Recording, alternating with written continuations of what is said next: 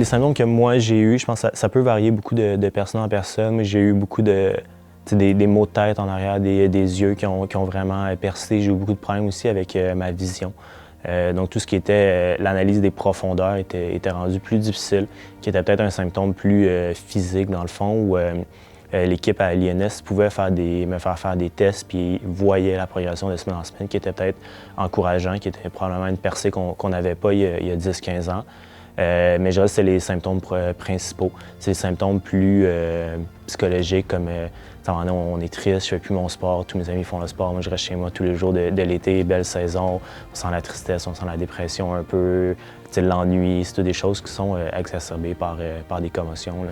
Il faut d'abord savoir qu'il n'y a pas un symptôme qui est uniquement spécifique à la commotion. Donc la commotion, je dirais, les critères pour reconnaître une commotion, la première chose, c'est un trauma. Oui, se cogner la tête, mais aussi un trauma indirect. Donc, il peut y avoir une chute en vélo où c'est l'épaule qui va absorber le coup, mais il va y avoir un gros mécanisme de whiplash qu'on appelle, donc de va-et-vient au niveau de la tête. Et on se rappelle, une commotion, c'est le cerveau qui se promène dans la boîte crânienne. Donc, un mécanisme important. Et après ça, je dirais oui, c'est un ensemble de signes et symptômes. Le plus fréquent qui apparaît assez rapidement, c'est le mal de tête, c'est l'étourdissement. Nausées, parfois ça va aller jusqu'à des vomissements, mais je dirais aussi juste le regard de l'athlète. Très souvent, on va voir, il a l'air un peu perdu, il ne fixe plus, il a l'air confus. On va aussi questionner notre athlète et au sport, on a découvert que des questions spécifiques sur son sport. Donc, par exemple, on est à quelle compétition, on est à quel endroit, s'il y a eu une compétition la semaine dernière, qui a gagné ou tu as terminé quand. On s'est rendu compte que les gens qui ont une commotion, souvent, vont perdre leurs souvenirs reliés au sport. Donc, beaucoup plus sensible que de demander quel est le jour, le mois, la date, l'année.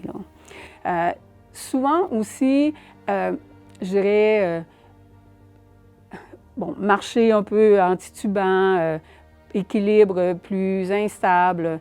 Ça, c'est souvent les symptômes, et j'ajouterais avant, l'impression d'avoir un brouillard dans la tête. Souvent, les athlètes vont me dire, c'est comme si j'avais un brouillard, j'ai comme le cerveau engourdi. C'est souvent les symptômes qui vont paraître initiaux. Dans le 24 heures, et ça aussi, il faut savoir, la commotion, on peut avoir des symptômes immédiatement, mais on peut en avoir, ça peut prendre quelques minutes, voire une heure avant que les premiers symptômes apparaissent. Et ces symptômes-là vont continuer de progresser ou d'apparaître dans le premier 24-48 heures. Dans les autres symptômes, mais souvent, quand on va revoir l'athlète après 24 heures, là, on peut aller chercher est-ce que les problèmes au niveau du sommeil, des problèmes au niveau de la concentration, des problèmes visuels. Le plus fréquent va être là, les lumières me dérangent, je ne veux pas enlever mes lunettes fumées. Une sensibilité au bruit aussi. Donc là, mon Dieu, que tout le monde parle fort, je ne suis plus capable d'écouter ma musique.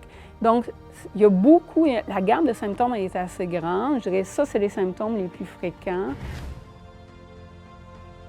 Je dirais que c'est la patience puis l'honnêteté envers ces symptômes.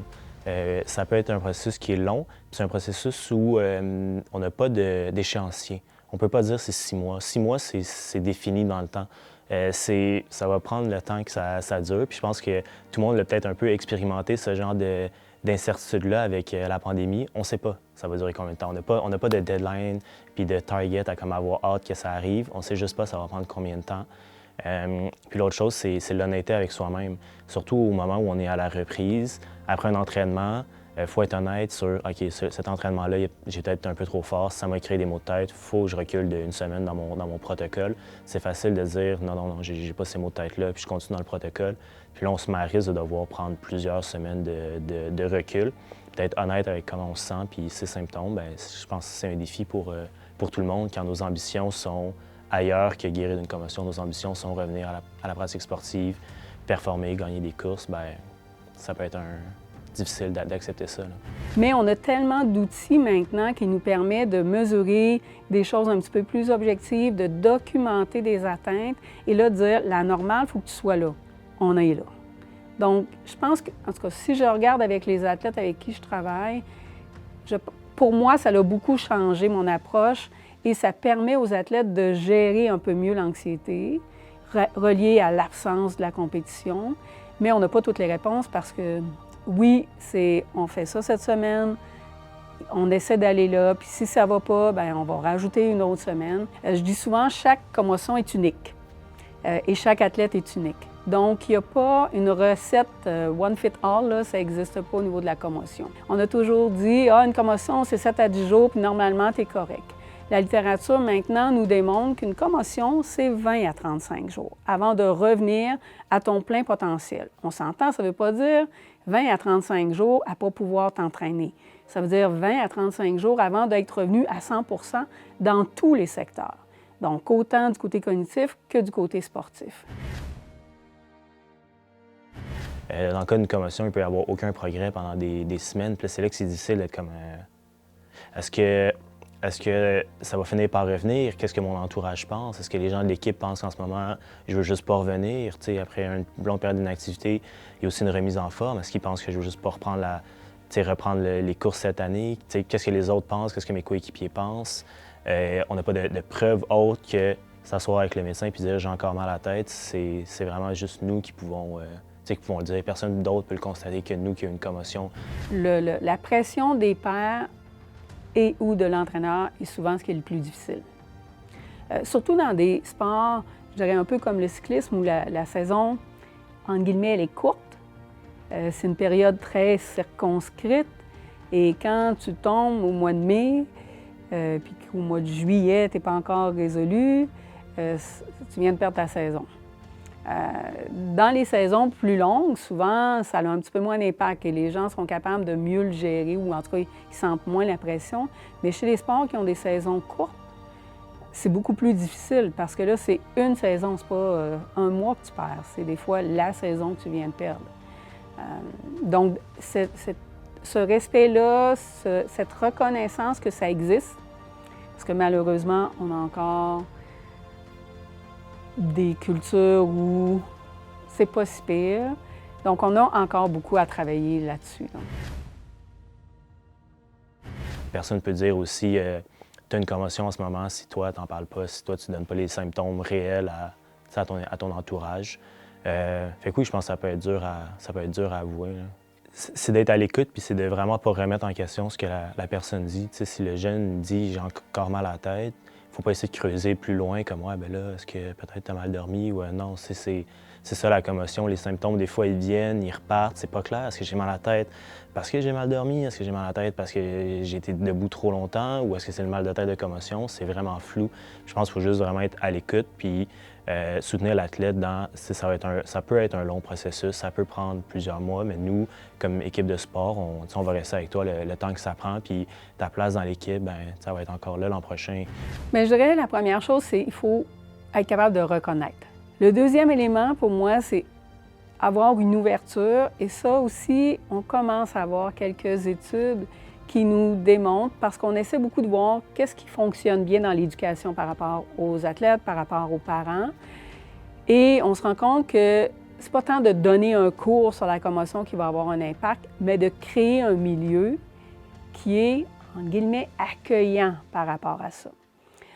Donc, il y a des projets où ce qu'ils ont fait, c'est mettre dans les salles de sport ou sur les sites les symptômes. OK, si tu tombes et tu as A, B, C, tu as une commotion, tu viens nous le dire. D'identifier des gens de confiance vers qui ils peuvent aller, pour lesquels il n'y a pas d'impact négatif. Donc, peut-être ton coach, mais peut-être aussi un autre professionnel qui va t'accompagner dans cet élément-là. De respecter le jeune dans son progrès. Tu as l'air en santé quand tu as une commotion. Si je te regarde et je te parle dans le moment présent, tu as l'air 100% bien. Mais le jeune qui ne retourne pas, il y a des vraies raisons. Et moi, je vous dirais, je ne peux pas me rappeler d'athlètes qui ont mimé des symptômes pour pouvoir ne pas retourner au sport. J'ai toujours des athlètes qui viennent, qui sont beaucoup plus désespérés de ne pas être capables de progresser que des athlètes qui voudraient avoir quelques bonus de journée de congé. Et de juste lui permettre de pouvoir dire exactement comment il sent et de l'accompagner là-dedans au lieu de mettre de la pression. Quand on ne déclare pas les choses et qu'on ne suit pas le protocole, souvent on paie le prix plus tard. quel genre de plaisir on va retirer de cette pratique-là. Oui, on peut parler peut-être d'un niveau professionnel où la personne a besoin de ce sport-là comme gagne-pain, mais pas dans une situation confortable. Si on court avec le risque de mettre fin à notre saison à chaque jour qu'on prend le départ, c'est pas un milieu agréable, c'est pas un endroit confortable pour se dépasser, pour prendre des risques, pas des risques de blessures, mais des risques pour amener une performance supplémentaire. On ne se sent plus en confiance de pratiquer le sport, à mon avis. À un moment donné, cette accumulation-là vient juste peser sur l'athlète et sur la qualité de cycliste que la personne est. À un certain point, quand tu as vécu 1, 2, 3 épisodes de commotion cérébrale, c'est le temps de se questionner sur la place de la pratique sportive à haut risque dans sa vie. Pour un jeune qui a 16, 17, 18 ans ou même qui a 22, 23, 24 ans, ce qui lui reste dans le reste de sa vie est beaucoup plus important et beaucoup plus grand. De leur présenter les autres alternatives qu'ils ont dans le milieu du sport, ce qu'ils vont vivre dans le milieu scolaire, quand ils vont aller au cégep à l'université, ce qu'ils veulent vivre dans le reste de leur vie, comment ils peuvent retrouver les défis, le sentiment d'appartenance puis le sentiment d'accomplissement qu'ils retrouvent dans le sport, comment ils peuvent le retrouver dans d'autres sphères de leur vie. Je dirais mon premier message, c'est qu'on a juste un cerveau. On ne peut pas le remplacer. Et le cerveau a une grande capacité de se régénérer, mais il y a une limite. Mon message le plus important, c'est 1, tu as un cerveau, 2, prends bien le temps là et tu risques de pouvoir continuer ta carrière. C'est important de dire tes symptômes, on va les gérer un à un. Tu as peut-être la chance de récupérer rapidement, sinon ton cerveau a besoin de ce repos-là. Et l'objectif, c'est de te remettre sur pied. Notre objectif, je dirais, au niveau médical, c'est pas de retirer des athlètes du sport. C'est de les maintenir dans le sport, mais on veut aussi qu'ils se maintiennent en santé. J'ai des athlètes qui vont devoir gérer des limites pendant 1 an et plus avant de retrouver un niveau fonctionnel. Et quand on fait l'historique, très souvent, c'est des commotions qui ont été non reconnues, où l'athlète a été reconnu, mais l'athlète ne nous a pas dit comment il se sentait vraiment pour pouvoir pousser et aller plus vite. Et malheureusement, presque avec un haut pourcentage de risque, ça les rattrape plus tard. Où là, un petit coup banal va les mettre KO pendant 6 mois.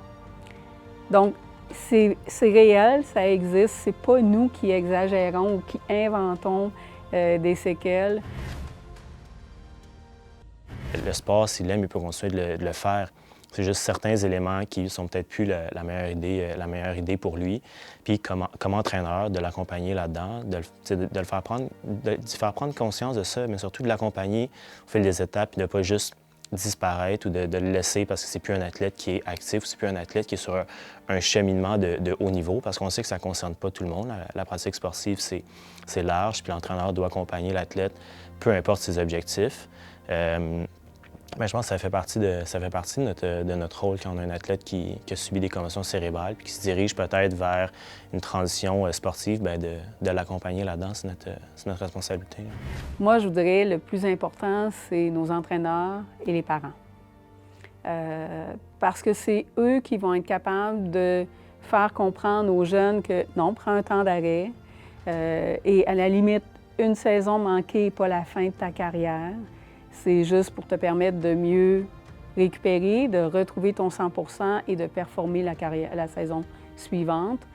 Donc, je pense qu'on a, et on a, pas je pense, on a de l'éducation à faire dans nos clubs sportifs.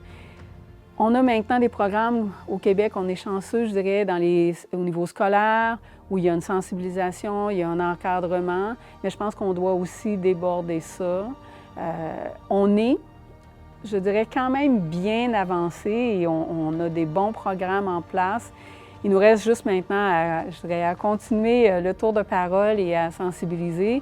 Mais chez les plus jeunes, c'est vraiment, pour moi, le parent qui est clé et l'entraîneur. On sait, là, l'entraîneur, c'est un point très important. Là. Je dis toujours, l'entraîneur et Dieu, là, c'est pas loin sur la même marche. Là, et ça à tous les niveaux, autant pour les plus jeunes que les plus âgés. Mais je dirais, il y a plusieurs médecins du sport maintenant au Québec qui sont bien formés là-dedans. On a des physiothérapeutes formés là-dedans, des thérapeutes du sport formés là-dedans, des chiropraticiens du sport formés sur les commotions. Donc, d'aller chercher un avis d'un spécialiste ou je dirais d'un professionnel formé et d'écouter le professionnel. Mon dernier message, c'est d'écouter le professionnel et de bien savoir que tous ces professionnels-là, leur objectif, c'est de retourner le jeune au sport. C'est absolument pas de le retirer et c'est surtout pas de l'empêcher de faire son sport. À moins qu'on arrive à un moment clé où, comme je disais, là, on est à quelques commotions, ça ne récupère pas, ça dure beaucoup de temps et de plus en plus, à chaque fois, ça dure plus longtemps. Oui, il faut se poser la question, mais ça veut peut-être dire qu'il ne peut plus faire ce sport-là, mais ça ne veut pas dire qu'il ne peut plus faire aucun sport.